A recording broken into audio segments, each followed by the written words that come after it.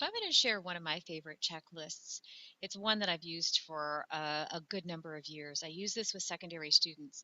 Students are not very good, as you know, teachers, of evaluating a website for authentic information that they find on there. And this evaluation checklist gives them something to work with as they're making plans to evaluate the authenticity of a web page. This one happens to be for secondary students, but you'll also find one on her website for elementary students. So it asks the students to take some websites, and there are websites that I've pre-selected usually. I try to get some that I know are real and some that are bogus, and I ask them to compare. It's really a fun kind of lesson that the kids do, and so they get really good at evaluating a website.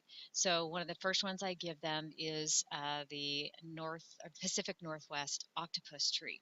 They have to read some of the information, go through the FAQs, and so on and so forth. They have to look for things like, is there a disclaimer or is there an about on the website? And if there's not, that might be a red flag.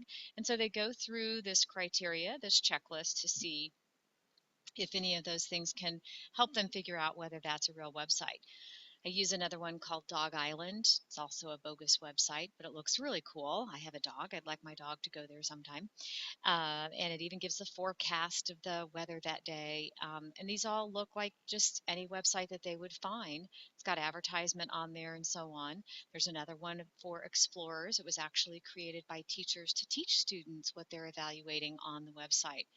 And so that's one that I use. And then just as an added little bonus, I also found this little treasure, and I love the website S'more, by the way. Copyright is something that I teach hand in hand with that. Now, this is really getting off track and not really at all talking about the rubric or the checklist. But if you're looking for something that can partner with the checklist to teach kids about copyright, here's a neat little site that I found. So you can see the URL up here. By the way, I'm doing my recording today on Screencast-O-Matic. It's free. You can download Screencast-O-Matic, or you can just start recording. I found that downloading it makes it a little bit smoother in the audio recording portion of it. But the tool I wanted to share with you and with everyone is this critical evaluation of a website. This one's secondary. You can find it on Kathy Schrock's page. There's also one for elementary. Thank you.